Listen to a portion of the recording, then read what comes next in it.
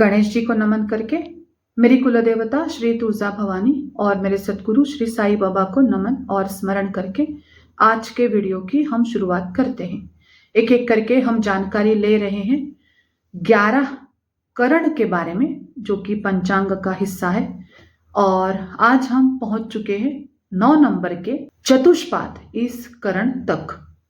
चतुष्पाद, इसकी देवता है रुद्र देवता। क्यों?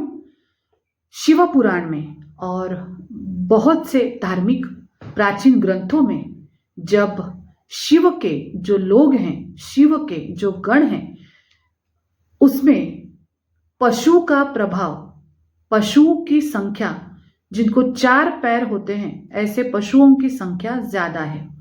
इसीलिए भगवान शिव को पशुपतिनाथ भी कहते हैं। तो उसका जो रूप है रुद्र, वही इस करण की देवता है, स्वामी देवता है।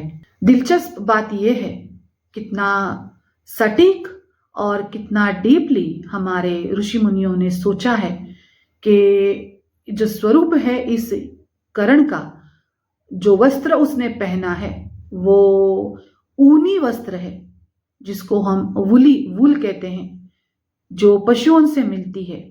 तो वो ऊनी वस्त्र इसने पहना है। हम ऐसा भी कह सकते हैं कि इस करण ने कंबल पहना है। जाहिर सी बात है कि इसका वाहन है भेड़। तैतिल करण के तरह ये भी निष्क्रिय है, लेकिन निष्क्रिय का मतलब मैंने बताया कि ऐसे नहीं कि इसमें जन्मे हुए लोग निष्क्रिय होते हैं, लेजी होते हैं, बिल्कुल भी नहीं। आप हो सके तो तैतिल करण का जो वीडियो है वो भी जरूर देखें, क्योंकि काफी हद तक इसका प्रभाव उसी तरीके से जाता है। तो निष्क्रिय होने का मतलब यह है कि उसमें जो ऊर्जा है वो स्थिर है, कंटेंट है, ऊर्जावान है, लेकिन वो स्थिर है, वो एक से दूसरी जगह पे नहीं जा रही। निष्क्रिय का मतलब आलसीपन नहीं है। और एक बात, कुछ ग्रंथों में इसका स्वरूप, इसकी अवस्था लिखी है वंध्यावस्था। वंध्यावस्था का मतलब है उससे आगे चल के उससे कुछ दूसरा, दूसरे से कुछ तीसरा, ऐसे स्थानांतरित या हस्तांतरित नहीं हो रहा। लेकिन जैसे मैं हमेशा कहती हूं कि ज्ञानी लोग भी कभी कभी कुछ बातों का गलत मतलब निकालते हैं। मेरा काम ही है, मैं YouTube पे उसी वजह से हूं कि ये जो गलत फहमी है ज्योतिष शास्त्र के बारे में, हमारे रिचुअल्स के बारे में, ये जो धार्मिक बातें हैं, स्पिरिचुअल बातें हैं, उनकी जो गलत फहमियां हैं वो दूर करने के लिए मैंने ये प्लेटफॉर्म चुना है।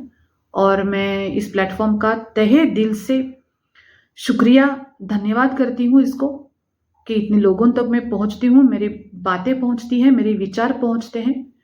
मैं अभी ये कहने वाली हूँ कि वंध्यत्व अलग है और वंध्यावस्था जो इस करण की अवस्था है वो अलग है। अगर कोई इंसान इस करण में जन्मा हुआ है तो इसका मतलब ये बिल्कुल नहीं कि उसको संतान का सुख नहीं मिलेगा, उसके संतान में दिक्कत आएगी या उसको संतान होगी ही नहीं। ये बहुत बहुत बड़ी गलतफहमी है। आप अभी के अभी अपने दिल से निकाल दीजिए।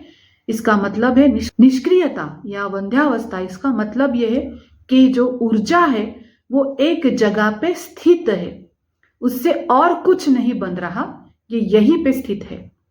ये पूर्ण रूप से एक शुभ करण माना गया है।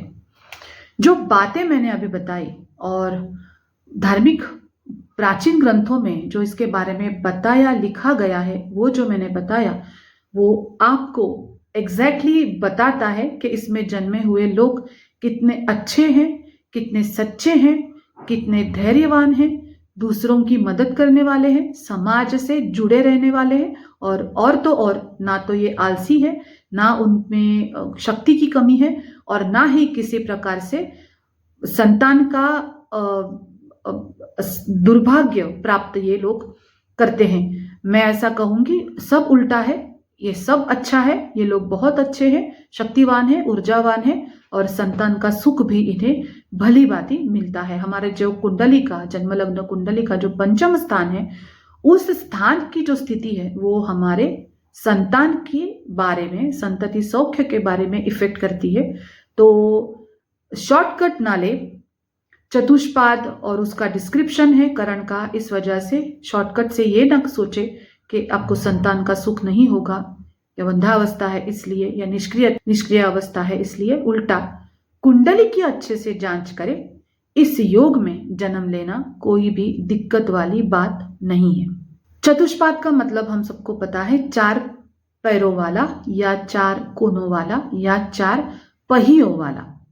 इस करण में जन्मे हुए लोग शांत होते हैं, शक्तिमान होते हैं, ऊर्जावान होते हैं, किसी से बहस नहीं करते, मिलजुल के रहते हैं, संघर्ष ये भली भांति पचाते हैं, सक्सेस पाते हैं, कठिन काम ये सहजता से करते हैं, धैर्यवान होते हैं, कुटुंब के प्रति इन्हें प्यार होता है, ये कुटुंब से जुड़े रहते हैं और बहुत ही जिम्मेदार इंसान होते हैं। इस करण की एक विशेष बात यह है कि रुद्र देवता होने के वजह से लय के जो स्वामी हैं, मतलब उत्पत्ति, स्थिति और लय के जो स्वामी हैं भगवान शिव, पितृ संबंधी सभी कार्य, पितृगणों के सभी कार्य, पितृतर्पण, पिंडदान, ये सभी काम इस करण के चलते करेंगे तो बहुत अच्छा ये करण हमें मदद करता है। मृत्यु, जरा माने बीमारी, मोक्ष, व्याधि, मुक्ति, ये सभी बातों से अगर हमको कुछ तकलीफ है, समस्या है, तो वो समस्या दूर करने के लिए जो भी सभी शुभ कार्य, पूजा पाठ किए जाते हैं, वो सभी अगर इस करण के चलते करेंगे तो ये करण हमें मदद करता है। ये बातें, ये नाम सुन के आप ना डरें।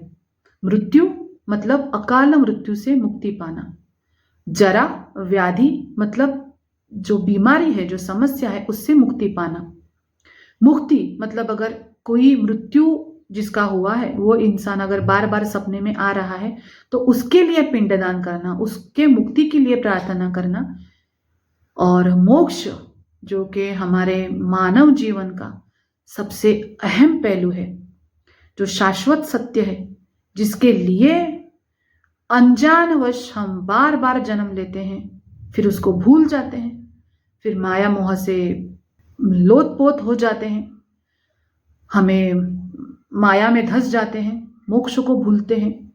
तो ये मोक्ष प्रदान करने वाला ये करण है।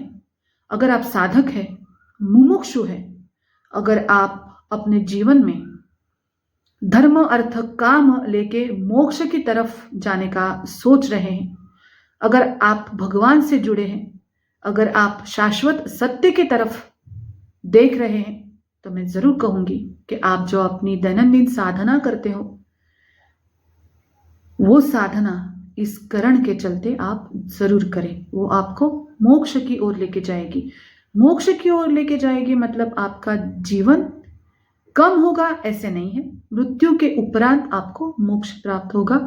ये बहुत बड़ी बात आज मैं इस YouTube के प्लेटफॉर्म के जरिए कह रही हूँ। दूसरी गलतफहमी यह है कि चतुष्पाद नाम इस करण का है, इसका मतलब गाय, बैल, एनिमल है, जानवर है, और 4 कोनों वाली जो चीजें हैं जैसे कि पलंग, मेज, हमारी डाइनिंग टेबल, इनका निर्माण करना, 4 पैरों वाले जानवर के बारे में व्यापार व्यवहार करना, या 4 पहियों वाले जो व्हीकल्स होते हैं उनके लिए ये अच्छा है, ऐसे इसका मतलब नहीं है। ये इस करण का डिस्क्रिप्शन है। अगर आप जो मैंने बातें बताई 3-4 उसके बारे में अगर आप कुछ लेन देन, व्यापार, कारोबार, अच्छी बातें, विशेष खरीदारी करना चाहते हैं, पूजा पाठ करना चाहते हैं, तो आपको बव या बालव करण का लाभ लेना चाहिए। या फिर अगर इस करण में आप कर रहे हैं, ये जो करण जिसके बारे में हम बात कर रहे हैं चतुष्पाद, वो जो करण है उसके साथ पंचांग के बाकी के 4 अंग अगर शुभ है तो आप जरूर इस करण में उसका लाभ ले सकते हैं। ये अशुभ तो बिल्कुल नहीं है, लेकिन ये गलतफहमी ना पाले कि इस करण में, इस करण का नाम चतुष्पाद है मतलब 4 पहियों वाली या 4 पैरों वाली या 4 कोनों वाली, हर चीजों के लिए, हर चीजों के हर तरह के काम के लिए ये शुभ ही है, ये गलतफहमी ना पाले। ये बस नाम की समानता है और कुछ नहीं। इस करण का नाम के अलावा पशुओं के साथ दूसरा कोई मेल नहीं है, ना ही इस करण में जन्मे हुए लोगों के ऊपर किसी विशिष्ट पशु का प्रभाव होता है। लेकिन इसका मतलब ये है कि अगर आप दोष दूर करने के लिए कोई गाय की पूजा करते हैं, हाथी की पूजा करते हैं, पिछले सालों में ये होता था कि गोदान दिया जाता था, घोड़े को या बकरे को दान दिया जाता था। ये अलग अलग ग्रहों का जो प्रभाव है उसकी इसके ये पशु है। तो कभी कभी घोड़े का दान दिया जाता था, कभी गाय का दान दिया जाता था, कभी बैल का दिया जाता था, कभी मेंढे का दान दिया जाता था, तो कभी हाथी का दान दिया जाता था, और किसी बात के भैंसे का, महिष का दान दिया जाता था। मैं दान के बारे में बोल रही हूँ, ना कि बलि के बारे में, आप कंफ्यूज ना हो। तो दान दिया जाता था क्योंकि ये उपयुक्त प्राणी है, ये डोमेस्टिक एनिमल से हजारों सालों से हमारी सेवा करते आ रहे हैं। हमें इनके प्रति कृतज्ञ होना चाहिए और उनका अपने बच्चों की तरह ही संभाल करना चाहिए, इनसे प्यार ममत्व करना चाहिए।